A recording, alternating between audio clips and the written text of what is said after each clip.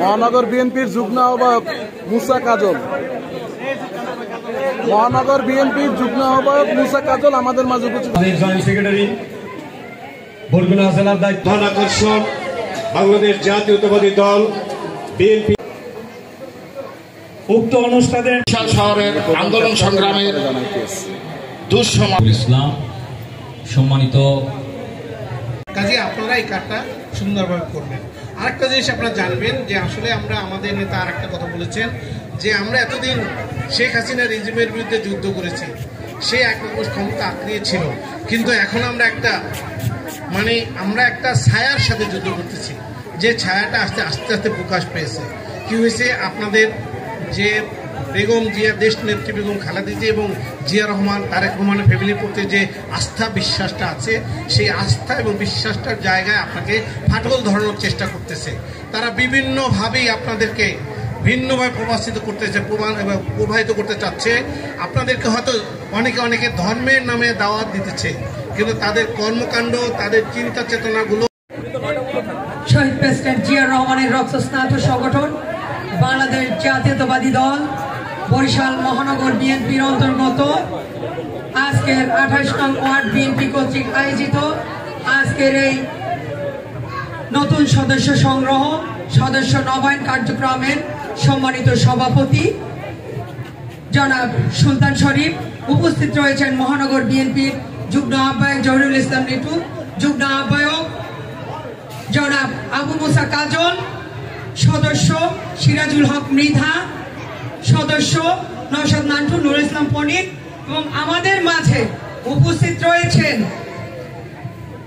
বরিশাল বিভাগের সংসদীয় কোঠাভিত্তিক বরগুনা জেলার দায়িত্বে জনাব সাইফুল ইসলাম সাইফুল, উপস্থিত রয়েছেন আমার সম্মুখে 27 নং ওয়ার্ড, 22 নং ওয়ার্ড এবং অন্যান্য ওয়ার্ডে 30 নং ওয়ার্ড বিএনপি সহ এখানে উপস্থিত রয়েছেন অত্র এলাকার মুরব্বিয়ান, উপস্থিত রয়েছেন আমার মা বোনেরা, উপস্থিত আছেন এখানে ছাত্রদল, যুবদল, স্বেচ্ছাসেবক দল, শ্রমিক দল, মহিলা দল সহ উপস্থিত আছে আজকের এই প্রোগ্রামকে সফল করার জন্য যারা কষ্ট করেছেন।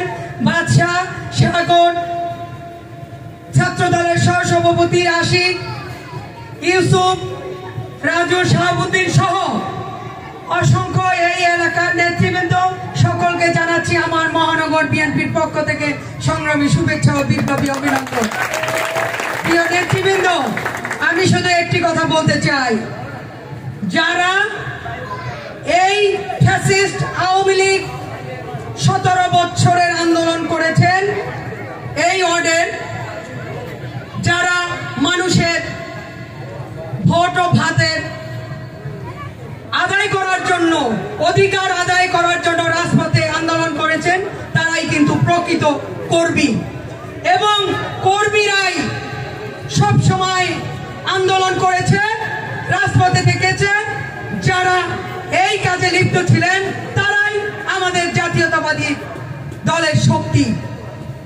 আমি একটি কথা বলতে চাই, আজকে আপনারা যারা এইখানে নতুন সদস্য সংগ্রহ ফর্ম পূরণ করবেন এবং নবায়ন করবেন, তারা একটি কথা খেয়াল রাখবেন, এই ফর্মে কোন ফ্যাসিস্ট আওয়ামী লীগের দোসর, সুবিধাবাদী যারা অন্যায় অত্যাচার করছেন, মাদক দ্রব্য সেবন করেছেন, মাদক দ্রব্য ব্যবসায়ী, তারা এই ফর্মে ফর্ম পূরণ করতে পারবেন না। সবাই সাবধান থাকবেন।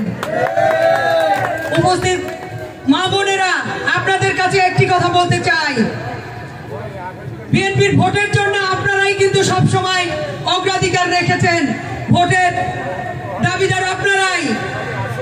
আপনাদেরকে বলতে চাই, আগামী দিনে ধানের শীষকে আপনারা বিজয়ী করলে, আমাদের তারেক রহমানের হাতকে শক্তিশালী করলে, আপনারা কিন্তু অনেক কিছু রয়েছে আপনাদের জন্য। তারেক রহমান তার 31 দফায় সেই ঘোষণা দিয়েছেন। আপনাদের ফ্যামিলি কার্ড হইতে শুরু করে আমাদের একজন নেতা এখানে বলেছেন, আমি আর বেশি কথা বলতে যাব না। আজকে যারা ষড়যন্ত্র করছে, আপনারা দেখেছেন বিভিন্ন জায়গায় যে তারা মব সৃষ্টি করে, যেমন 2 দিন আগে যে একজন ব্যবসায়ীকে খুন করে আজকে সেই ভিডিও প্রচার করে তারা বিএনপিকে দোষারোপ করছে। অথচ আরো আগে কুয়েট যে যুবদল বহিষ্কৃত যুবদল নেতাকে নৃশংসভাবে গুলি করে রকেটে হত্যা করেছে, অথচ তার কোনো প্রতিবাদ আসেনি, কোনো সামাজিক যোগাযোগ মাধ্যমে কোনো কিছু আসেনি এবং তাদের বিরুদ্ধে কোনো প্রতিবাদ মিছিল কিছুই আসেনি সরকারের পক্ষ থেকেও চাঁদপুরে। অথচ মসজিদের ইমাম, চাঁদপুরের মসজিদের ইমামকে কি নৃশংসভাবে হত্যা করেছে আপনারা দেখেছেন। আজকে এই যারা করছে আপনারা জানেন, একটি সংগঠন তাদের চিরকালের একটি তাদের আছে, তারা রক কেটে মানুষের রক কেটে তাদের রাজনৈতিক ফায়দা লুটছে এবং এটা কিন্তু তাদের পরিচিত একটা সাইন যে মানুষকে হত্যার পর তারা রক কেটে ফেলে। আপনারা জানেন কারা? ছাত্র শিবির জামাতের। আজকে জামাতরা যেভাবে সারা বাংলাদেশে অস্থিতিশীল পরিস্থিতির সৃষ্টি করছে আপনারা দেখেননি? গতকালকের ঘটনা কিন্তু আমাদের সবাইকে নাড়া দিয়েছে। তারা 2 দিন আগের ঘটনাকে আজকালকে তারা প্রচার করেছে। কেন? কিসের জন্য? কি চায়? আজকের আমাদের নেতার বিরুদ্ধে বিভিন্ন ধরনের তারা সমালোচনা করছে, আমরা তার তীব্র নিন্দা প্রতিবাদ জানাই এবং আগামী দিনে আমরা সবাই ঐক্যবদ্ধ হয়ে আবার যদি মাঠে নামতে হয় মাঠে নামবো ইনশাল্লাহ। আপনারা সবাই ঐক্যবদ্ধ থাকবেন। আমাদের